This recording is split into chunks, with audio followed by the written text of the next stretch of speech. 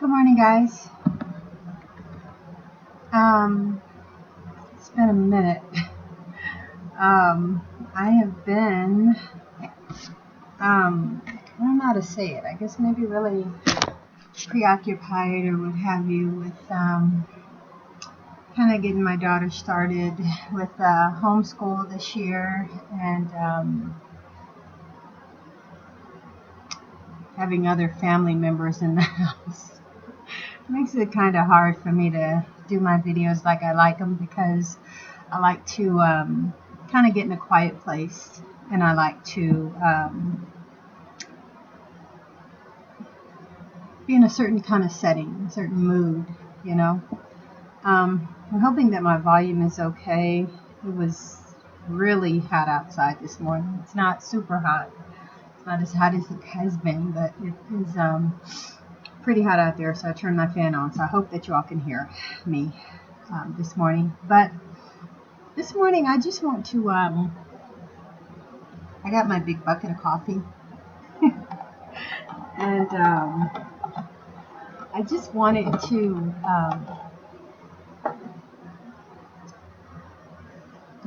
kind of come in here and talk about a little bit of what I see. You know, things are so crazy right now in here in America. Things that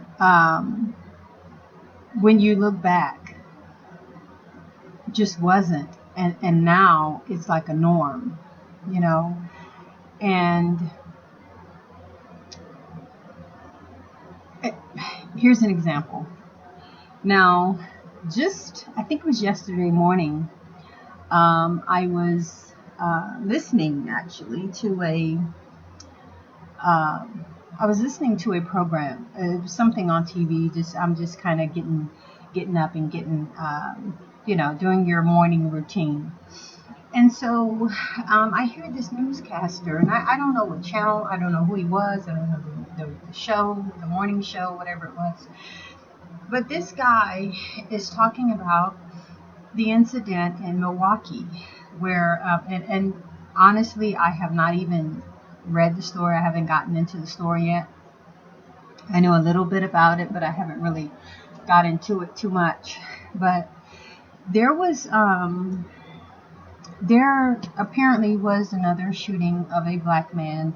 The newscaster kept bringing up the fact that he was an armed black man. Well, thug. Because that's the part that I'm saying that really tripped me out. I'm just like, this guy within 30 seconds of the newscast or whatever the show was, continued to call this black man a thug at least 3 times in 30 seconds. And I'm just, I'm sitting here thinking, I'm like, I don't know when that got okay. I do know that President Obama has called black people thugs. I do know that. So I don't know if the surge of calling black people thugs,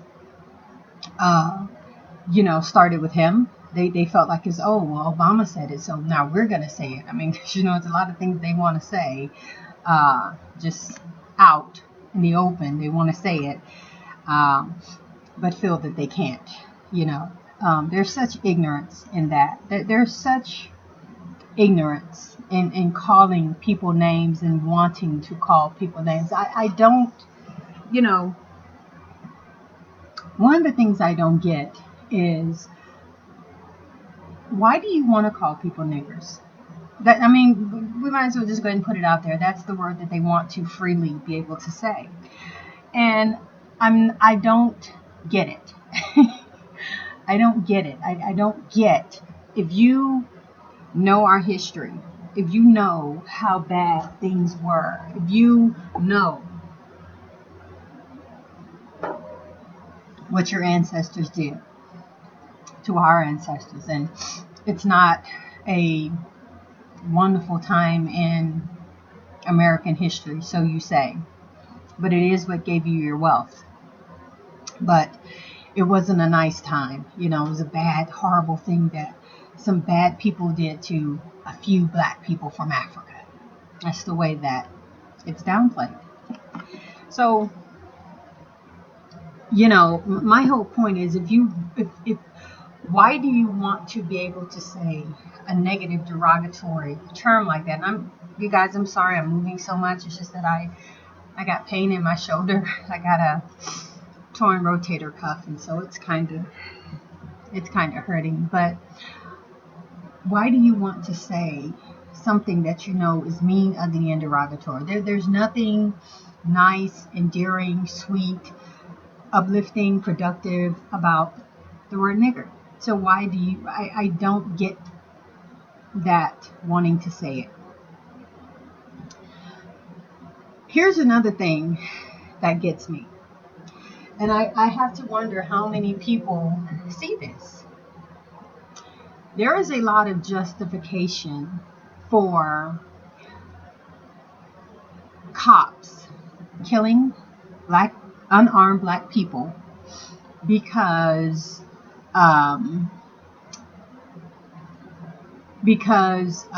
they were thugs, or because they didn't have a job, or because they were owing some child support, or because they talked back to the police, or because they, here's the one that gets me.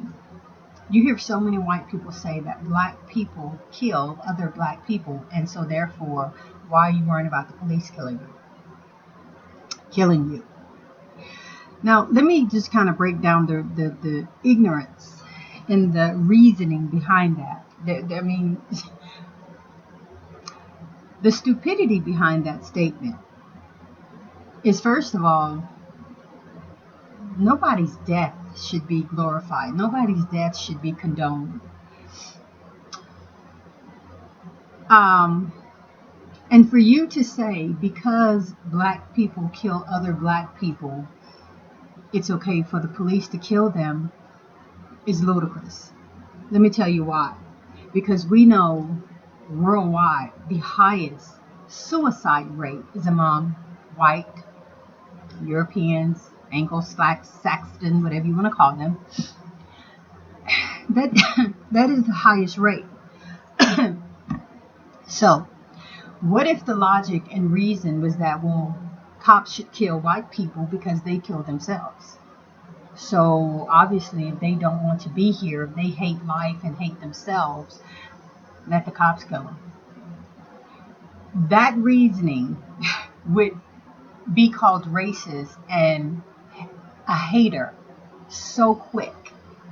But the reasoning that you say, well, because black people kill other black people. And what gets me is that you have other black people who go along with that ideology. You have other black people who will say the exact same thing. When we stop killing each other, then the cops stop killing us. Really? Really? It means some kind of effect that's going to work like that. If all black people just stop killing each other, then white cops won't kill black people anymore. You're an idiot if you believe that.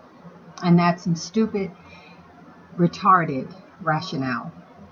So much of the things, as I said in another video, that goes on here in America, the hypocrisy, the outright blatant hypocrisy, goes on not only in America but worldwide, because people condone this. People help them. People help keep their hypocrisy alive. And that's why. Plain and simple, that's why. If they had no help, if they didn't have anyone to continue on with this irrational thinking, how do I say it? This reasoning that they feel that they're the only ones that is supposed to have, and the rest of the world is supposed to be in dire poverty. If you didn't have leaders in other countries who agreed with that and helped to make their people poor and keep their people poor, but allow white people to come into their countries and set up and build and get rich. And most of them don't even hire the people of the land. And if they do, they give them very, very small wages and overwork them. And it's just like a continual slavery that continues to go on worldwide. And because certain leaders, and I guess they pay them enough money,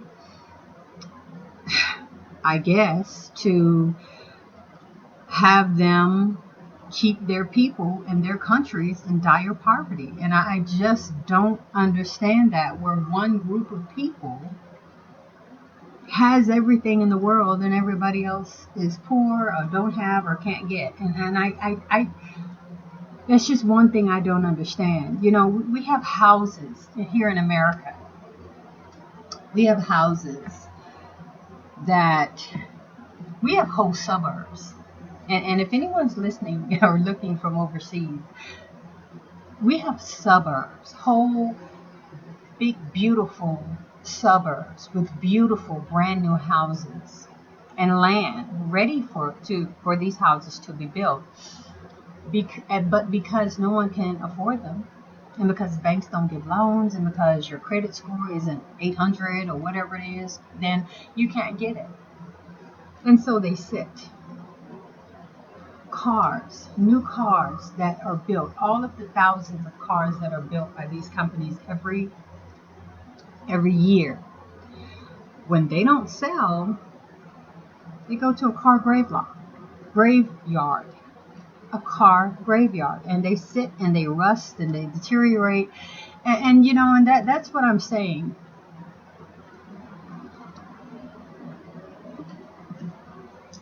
How do you call this a great country when you have so much unnecessary homelessness? I mean, I'm not.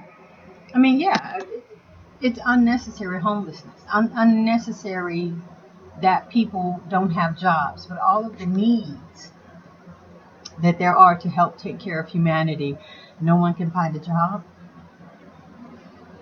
That makes no sense. All of these houses, just vacant houses where people are being put out. I was reading something this morning. It was in the Washington Post. And it was about this black lady who was she's going through the process of possibly being put out of her home. Now, from what I understand, this is a neighborhood where there's a lot of poor black people and who don't have a lot of money. And they're wanting to come in and gentrify the neighborhood.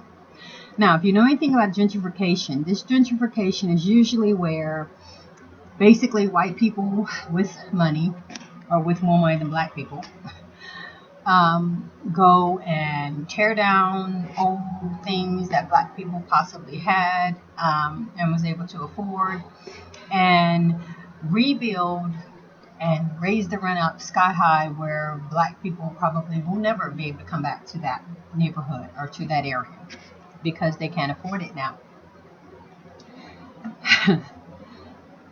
I don't see how you could call yourself humane or human and do people like that, but that's it, you know.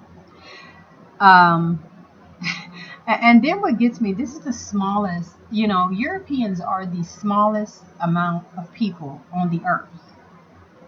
I would dare to say, I don't even think they're 10% in total compared to everybody else being black or melanated. How do you take everything for yourself and not share, not give? I mean, this world is big enough. You know, we keep hearing, I was just listening to some show where they were just talking about, where somebody said something about the world being overpopulated. By whose calculation? Any time that I can go across America, from Texas to Oklahoma, and see all those hundreds and hundreds of acres of land that's just sitting, how is the world overpopulated? How is there not enough? When trees produce hundreds and hundreds of fruit at a time. When all of your food and everything can be taken from the ground and from the trees and from the plants and from the earth. And it produces so much.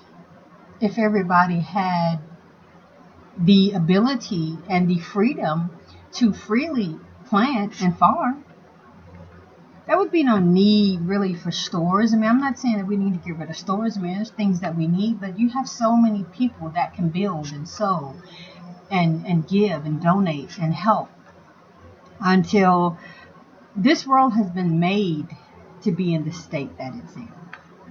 You know, there's no overpopulation. When like I say, um, I can see all of this land. There was someone, I have a friend in South Africa who told me they live in a place called Zululand. And they told me that there is enough land just in Zululand for every black person in America. They say actually probably Texas probably, there's some kind of statistic about Texas, that Texas could probably fit, you know, so many people just in Texas. I mean, where are we getting this ideology that there is not enough room on the earth for people when the earth was created for people? Do we not realize and know that Mother Earth is alive and she expands herself and she recreates and reproduces herself? How is there not enough? How is there not enough clean water in the earth when way before, you know, white people came with their chemicals and their, you know, machines to help make water clean and drinkable? I mean, I understand that there's some places where the water isn't clean, needs to be filtrated or whatever, but how then has the earth survived all of these billions of years without the help of white people? Apparently. I mean, apparently that's what it is, because it seems as if they have come on the scene and now they are the saviors of the world, because nothing can strive, nothing can survive, nothing can live without them and their help. But yet everything is dying. Animals going extinct. People homeless, people sick. Hospitals everywhere. Sure, hospitals are fine. Hospitals are great when you need them. They help people. But if people were able to eat properly, eat things that they grow from their own hands, off their own land, the herbs, the minerals and things that comes from just natural fruit and vegetables, and things that grow on the vines, things that grow straight out of the earth, there wouldn't be as much sickness. There wouldn't be as much sickness. I mean, and you know, I know this is something that you all know. You know, it's just, I'm just kind of doing a little reasoning. I don't even really have a topic. You know, it's just kind of, you know, just a little morning reasoning with my coffee and my friends, you know. But with so many issues. I mean, there's a lot of things, but I'm not able to come in here and do a video. There's so many things I have in my head that I want to talk about, and then, you know, but I'm gonna get a little bit better with that. I'm gonna get to a point to where I can start making more videos, because I do enjoy them. I enjoy my subscribers, and I enjoy you all who come and support me and listen to me, you know. But I guess, you know, this reasoning really has just really been about so much hypocrisy and so much that we hear. That's just not true. It's just not true. It's just not true. You know, like I say, the overpopulation, you know, the fact that one group of people has everything and access to everything and the rest of the world has nothing. The only way that's going to stop is if the rest of the world finally decides to stand up and say no. And we don't want to live like this anymore. Why do we have to live in dire poverty and you get the best of the world because of your money? Money. You know, this whole system, if you ask me, of money needs to be done away with, because money is the tool that if you don't have it, then you can't get the best of the world. But yet, it's structured in a way that only certain people can get it. It's structured in a way that if you don't have this, if you're not born in this family, if you're not at this time, if it's not, you can't have it, or you don't have enough of it, you know. And so, I mean, there's a way, and has been ways for us, like I said, for thousands of years, to live on this earth without money, without classes. You know, people shared, people gave, people built, people helped. Yeah, I think we need to go back to that. Yeah, and do I say it because I'm poor or because I don't have things that I want? Maybe, but I say it for the rest of the world too, because it makes no sense that we live in a world where we have an overabundance of almost everything, and yet you have sick, dying, starving children and people who can't afford to live. And then across the tracks from them, there's whole suburbs of houses and things that people, they're just empty. And it's like to keep a person from being sick and dying on the street, and children from living, you know, in famine, and not having a good education, and not having an opportunity to grow up, why not give them a house? But like I said, it's because of money. It's because of money, you know. It's because of money. It's because of classes, and it's because of the things that certain groups of people have done and made the world to be in the state that it's in. And like I say, it's not going to stop until everybody else in the world say that we're tired of it. We don't want this anymore, and we want to live, you know. The Creator made this universe for all of us to live and be happy, and not just certain people, you know. But we've allowed it, you know.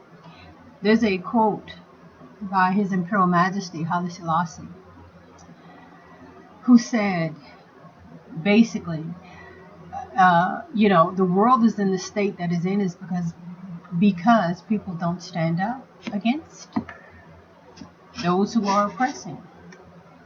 There's a lot of people who have influence that can do things, you know, kind of like these black people who have so much money and so much influence, and they've gone to the best schools, and they've gone to good schools and colleges and things where they know what the ruling class knows, and they can help their people. But because they work for the ruling class, they refuse to help their people and other people. You know, so it's really just a thing of people just sitting back on their hands, not doing anything, and enjoying what they have and what their non-help, the benefits that it gives them, and I guess crap on everybody else. You know, I don't know. I guess I'm just saying this morning, I guess, that we need to have a little bit more humanity, and we need to look at things from a different perspective. More of helping, more of coming back to, as I say, humanity, being humane. Anyway, guys, I just wanted to share. I missed you all, and I wanted to make a video just to kind of talk with you all. Thank you so much for watching. Thank you so much for subscribing. And yeah, you know, it's just a little talk. It wasn't anything major. I just wanted to talk to you guys today. And to the next video. See you next time.